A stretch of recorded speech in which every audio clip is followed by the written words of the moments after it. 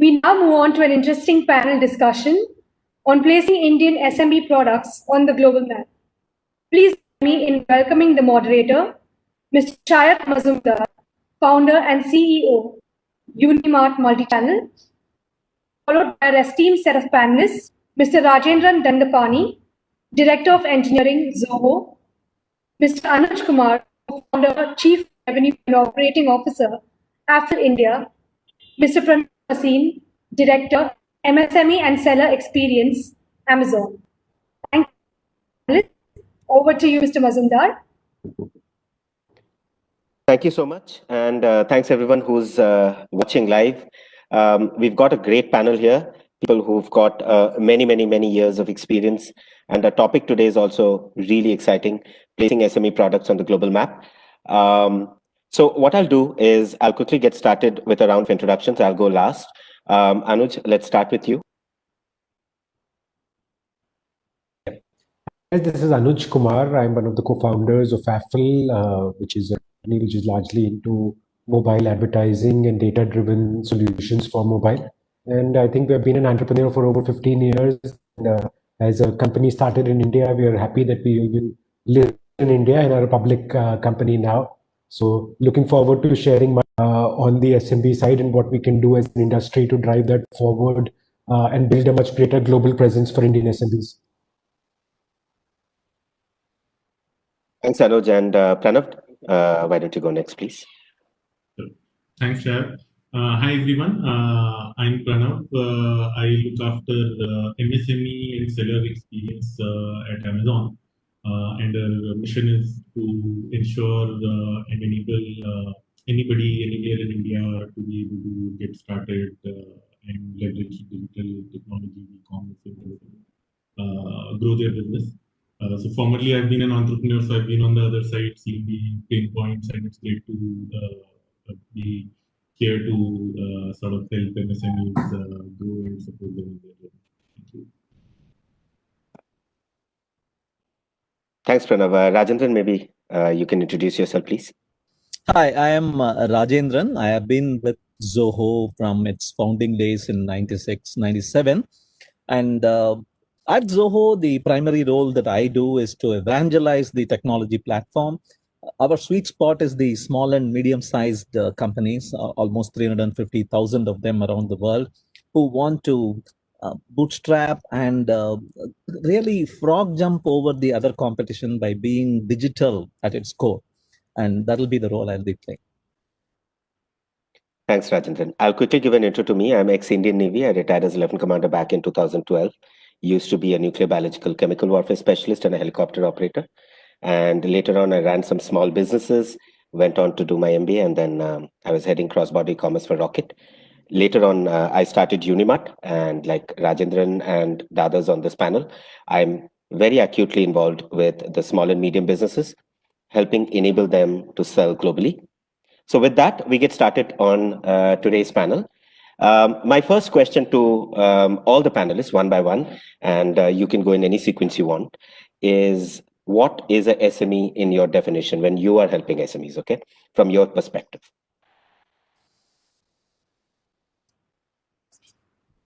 Okay.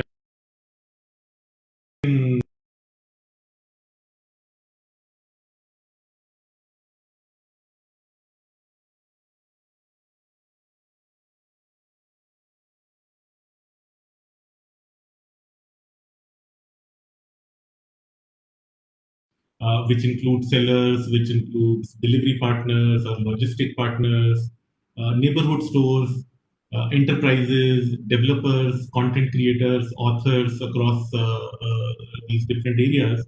And overall, if I look at the spectrum today, more than 10 lakh MSMEs work with Amazon in India in some form or the other. And these MSMEs in turn also provide livelihoods to lakhs of people who work with them. How we look at MSMEs when we think about supporting and enabling them. I have a couple of examples that I can also share, but I'll let the panel speak. What you hear that we'll come to that. Rajendran, maybe if you can describe what MSME or SME is in your definition. Not looking at it as I completely agree with what Pranav said. It's more a mindset than anything else. It is not a set of checkboxes that I can use to decide whether it is MSME or not, but it is more of a mindset. What does the mindset comprise? Probably cost conscious. They will want to think twice every time before deciding something for themselves and also for their customers. They are always cost conscious. They are also talent strapped because they can't really have the clout of going out to the top tier colleges and doing a day zero or day one recruitment. They are strapped there. And they always look for that extra squeeze on any lemon they have in their hand. Can I take, they would love to have products that they can do multiple things with than go for multiple products that for each of their requirements. MS Excel is their most favorite product because with that, they get to do magic. So it's more a mindset. It is the middle class mindset of aspiring big, but knowing that they are grounded in day to day horrors of tough living. So that's the way I see it. That's an awesome definition. Anuj, maybe you can go explain SME in your definition. So I think starting point of SME, I rely on the way it's actually defined by the Indian government, which is largely around companies which have up to a 50 crore investment and up to a 250 crore revenue. And I think in the India context, like in terms of our business, the way I see it is that while these definitions are good because it's important to be on a similar page in terms of what you're calling out as an MSME, but I think the way I see it is that it's also like given in the recent past, fundraising has kind of become easier and there is a lot of access to that. So personally, between the two definition points, I count the revenue as the key definition point, that companies which are still under 250 crores as revenue, which largely is most of Indian enterprises, and whatever kind of data points we look at today, the SME audiences are the large contributors of the Indian economy, over 40% of exports, 40% of services sector. So clearly, even with that definition, which is not that large, I think we've got a large part of the country's entrepreneurs covered. And clearly, the way the country is shining, I think there is a long way to go in terms of this entrepreneurial ecosystem and how it can drive the industry forward and drive the country forward overall. Thanks a lot, Anuj. And I think I agree with all of you summarizing the way I look at SMEs. Essentially, it's framework that covers three things: people, process, and money. And most definitely revenue comes first. So typically the way we look at it is anybody with that between that 1 to 10 crore, that kind of defines as a SME. Of course, you can go a little higher as well. And these are the people who typically are smaller teams, like Rajendran said, people who don't have a very highly qualified people necessarily, etc. These things, as well as processes, right? The technologies that you're using are limited to, say, MS Excel, etc. These are good definitions of a SME. I just have one small thing to add there. I think one thing that also defines SME is the kind of businesses that they get into. I'm not defining that too much because that's my next question. So my next question and I'll start with Pranav because I think this is your forte. What categories of products do these SMEs sell overseas? And more importantly, what kind of teams do they have? Yeah, sure. Thanks, Shah. See, MSMEs are really entrepreneurs, and on Amazon.in, they sell millions of products across a wide range of categories. So you could sell art and decor, you could sell food, nutrition, apparel, consumer electronics, and much more to customers in India. And since Amazon has marketplaces in 180 countries, so in all of those countries, I'll just use an example to actually illustrate. So, for example, there's a seller that we work with called Haley, and they are into fashion jewelry. They are building a brand, they are using it to go global and drive success. And this is sort of one example where it's a made in India product growing 50% year over year and creating a big business with customers in India and US. Another great example is Vadam Teas, and it's a digital first tea brand that's out of India. And they've been able to service customers from India and global markets And in fact, they actually made their way to Oprah Winfrey's list of favorites. So these are some examples. And in terms of the kinds of teams they have, they typically focus on operational aspects of the business and don't and need support on marketing and strategy and a bunch of other areas. And therefore, like Rajendra was calling out, that they are really trying to make things work in a very frugal way. And therefore, as we look at the kind of products or supporting MSMEs, we really try to help them bridge gap in other areas and create programs such as global selling, which enable them to easily sell globally. That's one example. So 70,000 Indian exporters are currently selling worldwide through Amazon websites through this program. And over 800 Indian MSMEs are surpassing 1 crore worth of sales in 2019.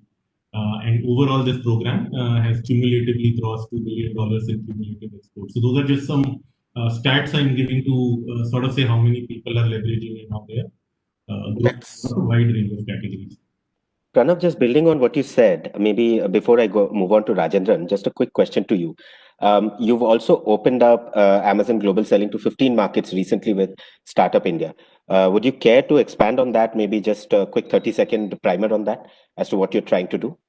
Yeah, I think that's a great and very important partnership, and we always look for partners who can help us reach the right kind of MSMEs who need the support and who are keen and motivated. So motivated is the keyword over here, because if somebody is motivated as an entrepreneur to grow their business in a certain way, then we can always support them through a structured mechanism and through the presence in other markets in order to make it simple for them. So the partnership with Digital India is sort of a large step in that direction. Okay. And we look forward to using it to enable a lot more MSMEs to Rajendran, coming to you from the same question, but a little different point of view. We have heard from Pranav about how physical goods are being placed on the global map, and Amazon's doing a great job there. Especially the recent report says that Amazon's going to spend about $2 billion, and the target's to get to about $10 billion in global exports. And I think the last the CY 2020 is where you've crossed $1 billion in annual GMV. So these are great numbers, right? It shows progress, because there was a time 4 years ago when I came back to India to help Indian SMEs go global. The whole question was Indian SMEs can't sell global, or they don't have the potential to sell global. How about the digital products? This has never been in question, right? Indian SMEs have been known to sell digital products global, but the outsourcing market, especially during COVID, took a beating.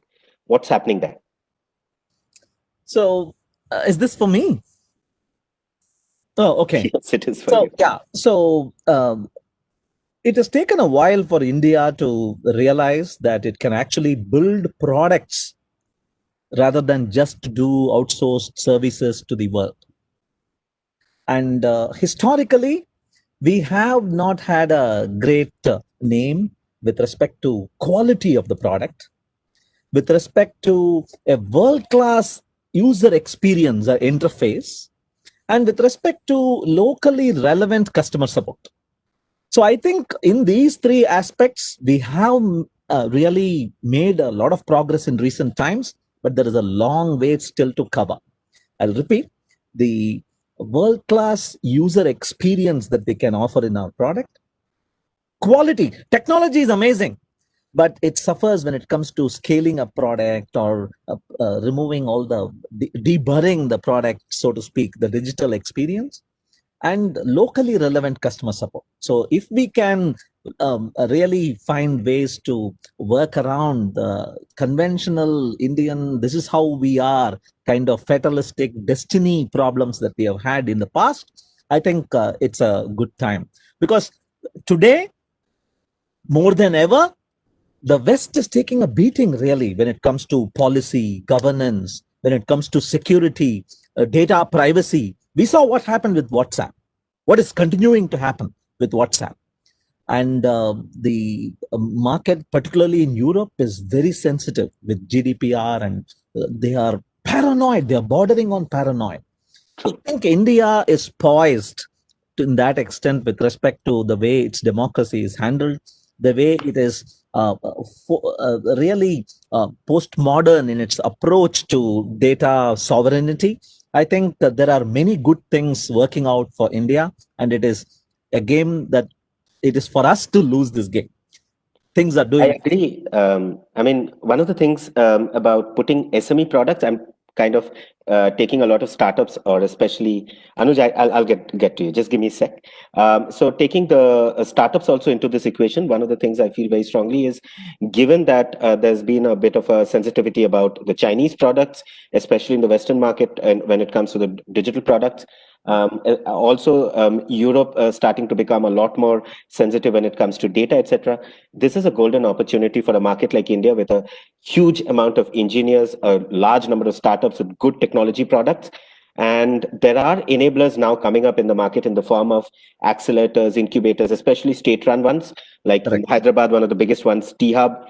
And T-Hub. every city has them. Like IMEA itself is a brilliant platform to help startups do that. And Anuj, for you. when you actually look at Indians developing products for India, you're already taking care of low bandwidth problems, last Exactly. mile connectivity problems, low quality, low cost, low powered Android cell phone as the base. If we can do that, connecting the last billion in the world, be it Africa, be it South America, already becomes a solved problem, because we have done that dog fooding right here. So, summarizing what you said, and Anuj, a question to you is, so the Indian SME entrepreneurs, especially the ones who are building these digital products, need to focus on the right target audience and need to have the right customer support in place to do that. And yes, there are enablers that will help them. Anuj, what do you have to add to this? I think that's a very, very interesting area, because if you look at it, actually, we've been thinking of SMBs as largely people who are making products which are physical products. I think today what is happening is that all of us, the amount of time we are spending on our mobile devices. So a lot of products which are consumed are actually not physical products. And I think across media, you switch on a cricket match, bulk of the advertisers there today are people who are making apps and driving consumption through apps. It's across everywhere, it's happening that way. And I feel that economy is a lot of digital products from India are going and will grow much faster globally. Because if you look at it today for Google Play, India is the largest market. Most number of apps get downloaded out of India more than any other market out there, given the number of people we have, Android consumption, etc. And I think there are many sectors like vernacular content, sectors like short format video, gaming. I think a lot of these sectors which are seeing a lot of new kind of entrepreneurs and SMEs emerge. And the important part there is that there the marketplace is very open, because you're not a physical product. If you've made a great game, the whole world is your market. And if you look at the rise of the Chinese SME audiences, which are SME population, which happened a few years ago, it was one obviously was around products. But I think the other part which largely drove is how well they leverage technologies like mobile and app technology. Like today, some of the leading apps across categories ended up being Chinese apps, which we even didn't know as Indians that they were Chinese apps. So I think that is where the growth potential is. And I think today there are so many categories where innovation is happening there. Categories like gaming, etc. Obviously one which is really make in India, but make it for the world. And while there would be others which are make in India and make for India, because the population in India, which is vernacular, etc., might be able to appreciate it. So I think there is humongous amount of potential which is happening, and a lot of entrepreneurs which are coming in, which is what we are seeing as our business, because our business is largely working with the app community. So at one end, the app-driven businesses could be like an Amazon, but in many cases, there could be startups which are building those apps and wanting to reach out to the world and leveraging our platform to do that. Agreed, Anuj. And it's a very interesting conversation for me personally, because I lie at the center of both these worlds. We are helping the physical sellers sell globally through Amazon and others. And at the same time, we're building a product ourselves, which we are trying to globalize. So it's a good learning. Coming to the next question, and this is a very, very interesting question, goes to anybody who wants to answer. What kind of challenges do you see these small businesses face? Part one. Part two is, how are they innovating? Right? Give me some case studies. And that innovation could be through ecosystem, could be through partnerships, could be through technology, could be through anything. So challenges and innovations that they're doing. Okay. And Anuj, maybe you want to go first, Pranav second, and Rajendran third. Please take it forward.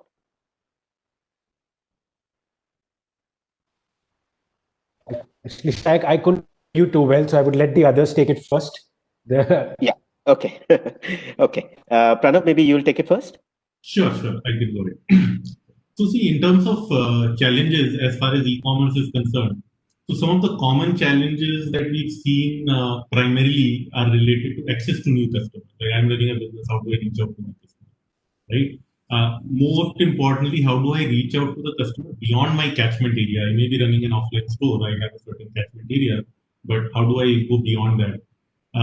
And then when you think of going beyond it, then it's sort of layered, right? You would basically say, hey, how do I get to my city? Then how do I get to my state? How do I reach everybody in India? Then how do I go global? So those are literally the stages in which they really look at getting that kind of support.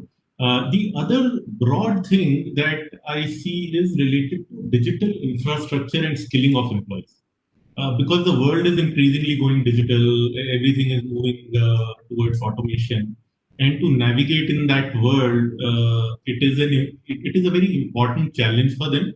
And some part of that challenge is vernacular, but even outside of vernacular, there is a large enough challenge. And I'll just take one or two examples. You spoke about case studies, so I'll just use that to illustrate how entrepreneurs, especially the savvy ones, figure their way around it. So, for example, there is this seller called SKD Leather. They are a part of a global selling program. Now, their core business is manufacturing leather and metal watch straps for major manufacturers. Now, when lockdown happened, they actually discovered that their orders were actually getting cancelled and they were operating for weeks without no new orders or revenue. And then the founder, Mr. Singhi, he chose to shift and create products that solve the needs of customers in context of pandemic. So they started thinking about creating face masks and so on. And that not only gave them a very different revenue stream, which is still growing, it also enabled them to recover from that business. Another seller, which is an apparel company called Libizo, they focused on actually building visibility of their brand through one of our programs called Launchpad during this time frame. And they felt that since this is a great time when everybody else is lying low, let me actually be more aggressive and build that. And they achieved their first 1 crore sale during the recent Diwali festive season. And this success has now enabled them to grow their team by 20 members. And these are two examples of how basically entrepreneurs overcome some of these challenges. But once you understand how to operate or navigate, you can figure out how to make your business grow.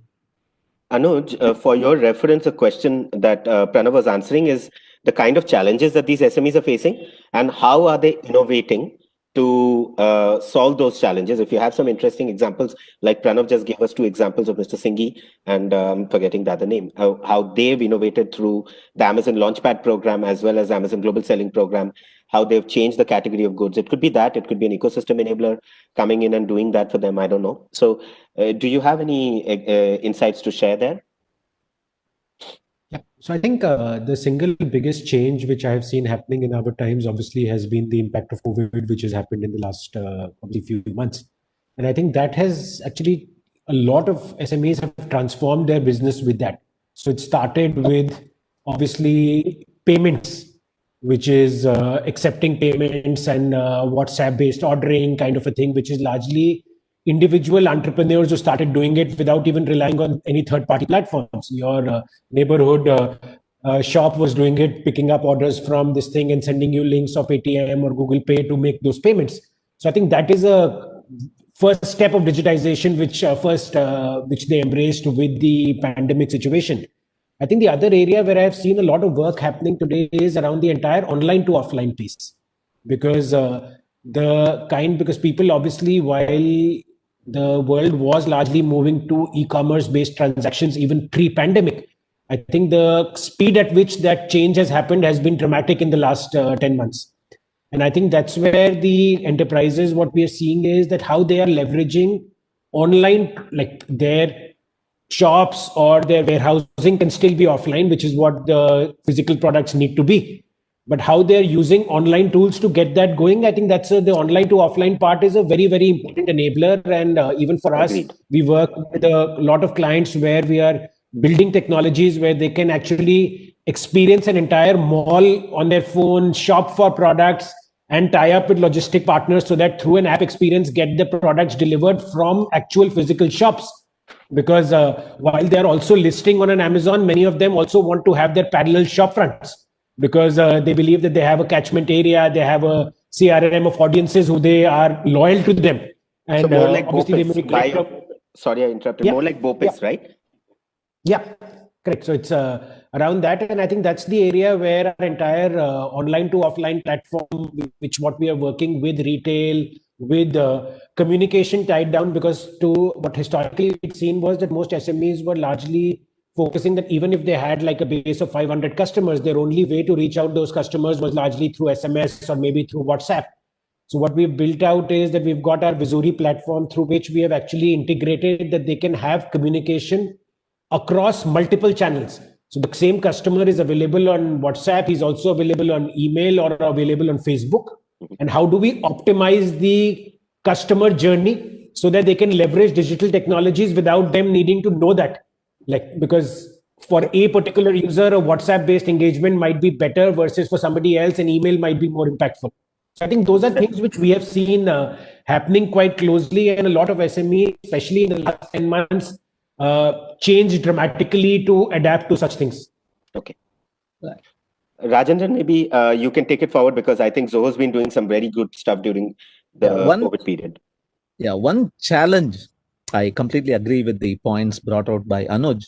Just extending on that, customer 360 view, something that we have been talking about for decades now, perhaps. Don't ask the same question to the same customer more than once. We continue to suffer from that problem. I'm transferring you to another department, and that department will start asking you from the first question, can I have your name? Can I have your phone number, please? They will ask. So the customer 360 view is needed. And beyond that, some kind of insights need to be generated. I need to be half a step ahead of my customer when dealing with a customer problem. And for that insight, we need to, it's no longer a fad. We need to really bake in artificially intelligent software, some kind of machine learning. And for that, we need humongous amounts of data. And that's where lies the rub. Because customers are not interested in giving you data. Every website now has to show a pop-up saying, I am a cookie. Do you really want to manage my cookie? And so on. In just 2-3 years, what used to be almost promiscuous sharing of data has become the other extreme. People are paranoid. People are using DuckDuckGo instead of Google. People are using Brave browser and instead of Chrome. There are so many obstacles today to collecting even legitimate, meaningful data. So the challenge that the customer faces is they can't invest on costly products that will run up AI for them. They can't individually subscribe to AI wrappers. So they are looking for software that will actually share meaningfully from the customer service department to the technical support department to the project management department, something that shares instead of having data in silos. If I am receiving a mail from a customer and I can't have that mail in Outlook and my customer service happening in Zendesk because I need to then draw a pipe. Has the customer already made a call, a customer support call? So these are problems that Zoho is actually looking at solving by providing a unified platform, 52 different products that talk meaningfully with each other. And also we are all providing extensions. So there are third-party services that you might already be invested in. So we provide extensions and connectivity to that. But I think that is the challenge that the customer today is facing, particularly the SMB customer, the small company owner, because they don't want to miss the bus. Today, AI is a game changer. If I can predict your activity, I can show you a meaningful advertisement, I can convert better, I can save a lot of money, and I can actually uh, get ahead of my competition. So, Okay, so maybe wrapping this up, by the way, I am a power user of Zoho One, so I absolutely get what you're talking about. We built so much on Zoho, unbelievable. Some other day, some other topic. But I'd like to think of this in terms of a framework that I call the AEIOU framework. So in terms of the problems that an SME faces, especially when going global, the kind of thought processes that they go through, I think of it in terms of AEIOU. How I think is A stands for access to the different markets. Now, access, there are gatekeepers to that access. It could be an Amazon, it could be a government, it could be a shipping partner, but you have an access gatekeeper. Then you have E. E stands for an ecosystem. I remember Rajendran coming and saying this, where you need to think about a local customer service. It could even be a local shipping partner, local warehousing partner for a physical good. It could be a local app store ecosystem in terms of a digital good. So you need an ecosystem there. Third, in terms of what Rajendran said, is I for intelligence. Artificial intelligence has to be baked into the product that understands a customer and takes decisions, or guides a customer or prompts a customer to take. It comes from the nudge theory. I think we are also subscribers to the nudge theory. I see what Zoho does, I see what Amazon does, and I'm absolutely sure Apple does the same. So it's essentially where AI is baked into the product. And O stands for operations, where something like what Zoho does, or what Apple was talking about, what Anuj was talking about, Apple does, bringing the entire thing into one operational suite. So you bring your entire operations together and you get a full visibility over it, something like a control tower. And U stands for uniformity across all the channels. AEIOU, access, ecosystem, intelligence, operations, and uniformity. If you can do this, then you can go global and you'll be successful at it. It's not that difficult, actually, with the likes of Apple, with the likes of Amazon, and with the likes of Zoho enabling you. It's actually a lot more easier to do. And yes, Rajendran, it was me who presented at the Zoho event. okay. The next question that I'm going to pose to all of you is data and digital, right? We've already started talking about it in the last question. Let's dig a little deeper. How is data and digital important to help SMEs to succeed? But more importantly, are SMEs really implementing these data and digital solutions? And how can we, as system enablers or as ecosystem players, help them to do that? And this time around, Rajendran, can you please go first, and Anuj second, and Pranav third, please? So, tracking everything that's happening, Anuj talked about the customer journey. So tracking every touch point and understanding how the customer has reacted, how much time, how the funnel works, everything is data. Something that can probably be used in a tangential manner, in an unexpected tangential manner. That's the thing about ML algorithms. You don't really know what is going to evolve out of the genetic algorithm and throw up as an insight. So save everything. In fact, we are actually trying to save every keystroke in some of our applications. But at the same time, not share it with anybody else. Share it only on a need-to-know basis. Share it with a double opt-in from the customer's customer. That is also becoming very important, which is why today the trend in AI is how to bring up meaningful insights with sparse data. I don't have much information. That is what Jeff Bezos of Amazon keeps saying. If you have 70% of the information you really need for a decision, already you're good to go. Take a leap of faith. Go ahead, make that jump. So we want to develop algorithms that will work on sparse data and learn on the go. That's the recent trend today. And when it comes to acquiring data, it's very easy for us to become, there used to be a time when you could post using one text box and say submit, and it will post to Instagram, Pinterest, Facebook, Twitter, and so on. Today, that has become a big loophole after Cambridge Analytica. It's become a loophole. All these companies, including Facebook and Twitter, have blocked that application. Because it's okay to have a wall. As long as you have a wall that nobody can go through, you're safe. But when you have a locked door, people are going to keep picking the lock. So that is the thing about having integrations outside your ecosystem. Okay, so it is important for us to have, if you are going to be giving a lot of importance to data that you're collecting, you need to also ensure that nobody, not even your own employees, have access to the data that you have collected. Even the intelligent agent that works on the data cannot share insights that it has generated based on one company's data with another company. Okay. So this is the interesting challenges that we have in an AI team.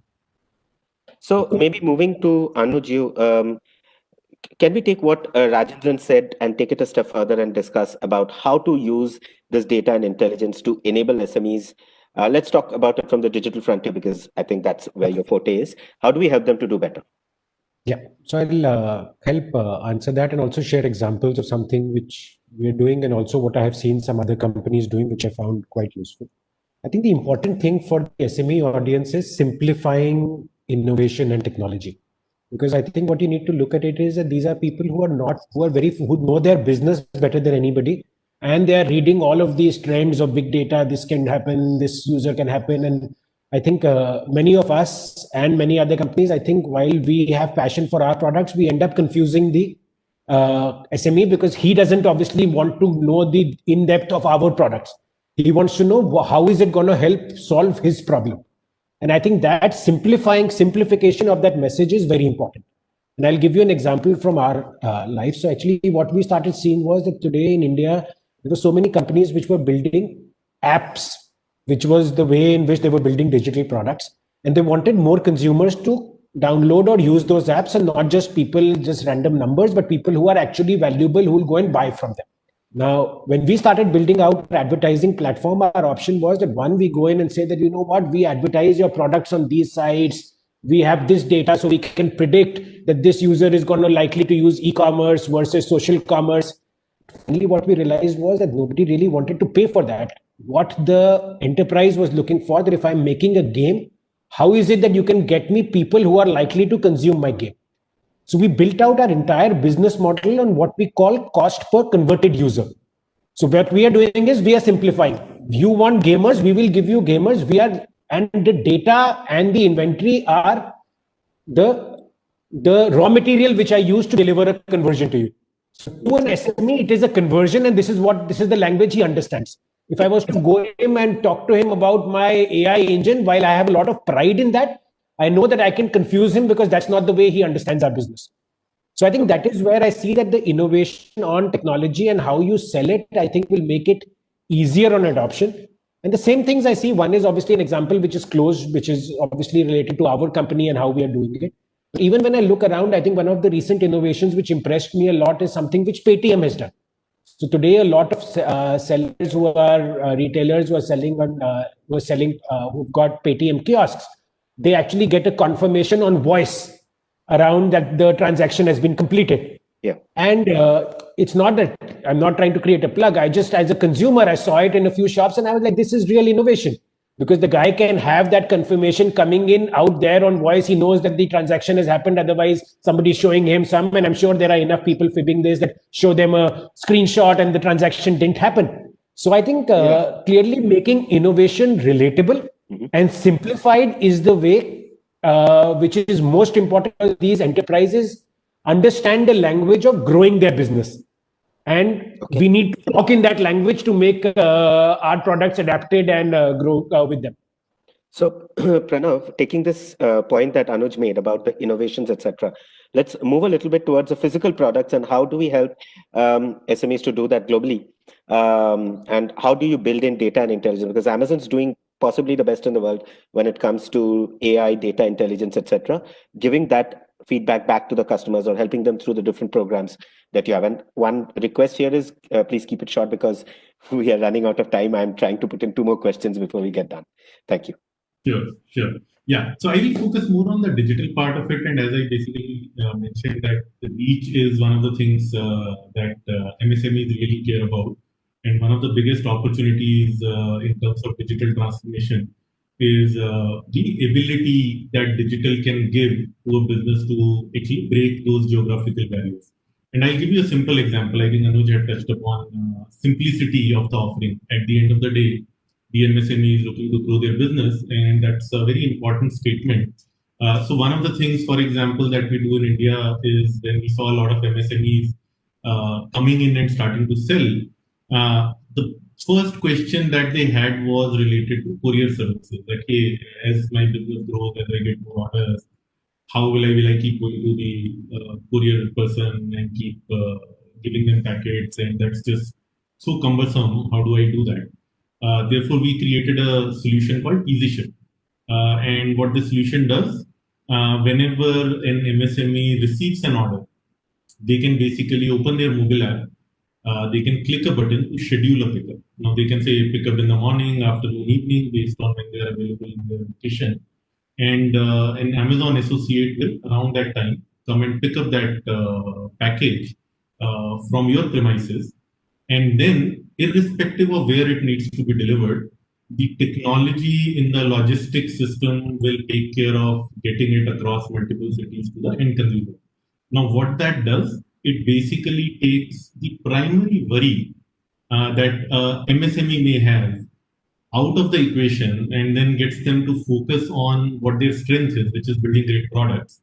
And that combination enables them to scale forward. So I'm just using that as one example to sort of illustrate how digitization will truly unlock MSMEs. And then similar examples apply to enabling MSMEs to go global and then a higher share of made in India products getting distributed both nationally and globally. You've asked me to keep it short, so I'll just I'll quickly summarize this in 30 seconds. So from my own experience, connecting all the dots together in one channel, like all the places where you're selling, all the places where you're shipping, all the places where you're storing, all the places where you're marketing, this really helps. And today, I think everybody discussion, whether it's Apple, they're doing that in terms of marketing. Amazon obviously does it across multiple spaces. Zoho does it across multiple spaces. Even at Unimart, we have the complete omni-channel experience where we enable SMEs to sell retail, e-commerce, you name it, right? Across all of the different layers, to manage your entire chain, marketing, everything from one place. Coming to the next question, which I see on the has come from a particular viewer. They're talking about certain products that China produces, or the cost of production there is lower, the manufacturing is faster, and it's more global in nature. So China obviously has stolen the lead. It's definitely even ahead of the US when it comes to going global, both in terms of digital and in terms of physical goods. How exactly can India match up? And I'll get the ball rolling by putting one small framework here in terms of thinking about revenues, intelligence, cost, and efficiency. I'm a Bengali. I love rice, so I call it the RICE model: revenue, intelligence, cost, and efficiency. So think about this. I think this helps, especially when you're trying to build global products. Yes, I think I'll ask Pranav, you to go first. I think one of the things that we have observed is that if there's a great product, there's a market for it. And as an entrepreneur, you need to find out where that market is, what that market is. So at least from on this journey of digitizing MSME, what we see is that just getting them to take that first step, right? When we talk to this cohort, we see that a lot of folks don't even think that they can actually sell globally. The moment they start thinking that way, all the steps towards that path are over there. And I'll take an example of one of our global sellers from Jaipur, who has this beautiful block printed Jaipuri bed sheets that they were selling over here. And when our team saw those products, we felt that they would do really, really well in the US. So we advised them to sign up for a global selling program. Now, interestingly, when they started selling it in US, they were very surprised to see the volume of orders that they were getting. And that's where the intelligence comes in. So when the teams actually started talking to those customers, it turned out that in US, customers were using those printed sheets as tapestries. They were using it as beachwear, and they really loved the bright, vibrant colors. And the moment that insight was made available to this entrepreneur, he actually created a whole new range of products on beachwear, on tapestries, which would be different sizes, different materials, which would really accelerate that business. So I'm just using that example to, yeah, go on. Linenwala? Because I remember reading this story sometime back. I think it was Linenwala, right? Yeah, a brilliant case study. Please, Pranav, continue. Yeah, so I was just using that as an example to say that one of the reasons why we keep talking about the China-India equation is maybe because they took some steps earlier. But when I talk to these entrepreneurs, when I look at the products made in India, all I see is that they need to overcome their inertia, and two, they just need to be connected, like you said, connecting the dots.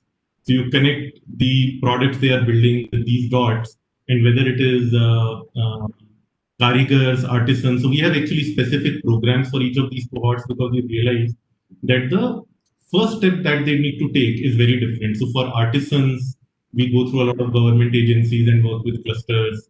For women entrepreneurs and NGOs, we have a different program called Sedini. So, Pranav, I would like to just move on to Rajendran because we just have 5 minutes left, actually 4 minutes left now.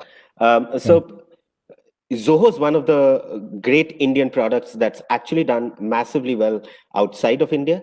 And it's also because you took a step towards doing that actively. The way Amazon's helping, I think, close to 70,000 merchants now go global and do a lot of awesome things outside of India. How is it doable for the SMEs, and what did Zoho do that other SMEs could emulate? What does Zoho do that? That other SMEs could follow, could emulate, Oh, okay. So we have always kept our costs low. We have never gone for external infusion of money. And that is something we constantly recommend for anybody wanting to strike out on their own. We have always felt that there is a lot of talent available, even outside the cities. So go to the rural environments. Do not be English ke moh mein mat ja. There is a lot of non-English speaking amazing talent out there waiting to be tapped. And that is a second thing that I would like to stress. Also, if you talk about differentiating yourself from China, I think as a product as well as service provider, India has that special demography that can actually be global. That's something we can really hit a sixer with. Okay. And one last thing I would like to stress upon is go beyond Google. AdWords and advertising, it can take you to a level and beyond which it's actually blood-sucking expenditure. Seriously. And you should actually look at maintaining a blog, perhaps, running a special interest group on Facebook or any of these other platforms. Content marketing. If you can really attract people, if you like our friend Pranav talked about that printing in fabric. If you can become the authority on that and create an influencer group around it, automatically you become the magnet and word of mouth will automatically come to you. Okay. So, Anuj, before I go to you, I would like to maybe ask you to, since it's the last answer we'll get today, in answering this question about how Indian sellers could go global, how could we compete against the likes of the Chinese or the American or the German sellers who are out there who are doing really well? Break it in terms of regulatory challenges, systematic, and as well as the ecosystem and merchant challenges that are out there. And you've done this, so maybe you'd be able to give us some insights on this. So I think you talked earlier about also how the Chinese SME community really drove that forward. And I think largely what led to, and I'm not suggesting that should be the case, but I think the advantage which the Chinese ecosystem had was that they had a captive market within China, which was through obviously legislative framework that they didn't allow some of the foreign competitors. But that's a very different way, and I don't feel that that's in today's environment. That's not the way in an open world. That's not the way to grow. But I think if we get too enamored by the speed at which China grew, I think we will always have that is the only way, because then you close out the domestic market. And then you pretty much, and even in India having a billion plus population, that's a large enough market for any and everybody. And if there is no foreign competitor, then clearly Indian entrepreneurs will come in, and which is happening. But I don't necessarily subscribe to that. I think what the role of regulatory environment is to make it easier for local entrepreneurs So easy access to capital in early days, and also from a point of view of public markets, because across many of these countries, what you see is that companies in their early stages have gone public. India usually is not that. India companies need to mature a lot more before they can access public capital. I think that is a part which also needs to change, because clearly the mindset of closing the economy down is not going to take us forward. The opening the economy, allowing foreign competition, working with companies which might have foreign origins but have a deep India interest, companies like, say, an Amazon. Like, while the company's origin may be foreign, but it has a deep India interest, and they are working in the interest of the Indian entrepreneurs. So I think clearly identifying that and creating a framework where companies can, like today, if you see that there is certain sectors of the economy where fundraising has become comparatively easier. Like till a few years ago, you didn't have these millions of dollars flowing in Indian startups, which they are right now. But that's much more in the digital economy versus the physical product economy. And I think while obviously the digital economy is easier to understand, it's easier to scale, I think the physical product economy can leverage digital and make their products go to scale. So by leveraging marketplaces and advertising, both of which are enablers for scaling Indian products outside. So I think doing some of those things, I think, are very, very important. And I think those are the areas where regulatory environment should be focused in.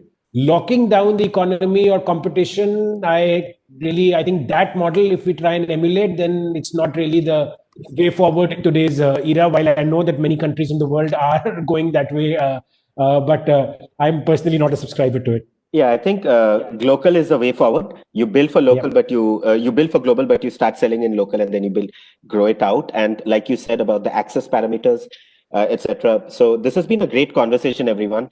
And I think we've learned a lot from it about how Indian SMEs, both on the digital side as well as on the physical side, can go global. There are the likes of Apple, there are the likes of Amazon, Zoho, and even us at Unimart. We are helping a lot of SMEs go global, both on the physical as well as on the digital side, all of us. So this has been good learning for, I think, the people who viewed it. So a vote of thanks to every one of you for taking the time and attending. And I think, yes, we are ready to end this session. Thank you, dear panelists, for joining us today and sharing some key insights. I would also like to thank our partners, Reverie Language Technologies, Philose, CrediWatch, InShots, WiseApe, Financial Express, and We Communicate. Ladies and gentlemen, we'll be back after a short 10-minute break. Thank you.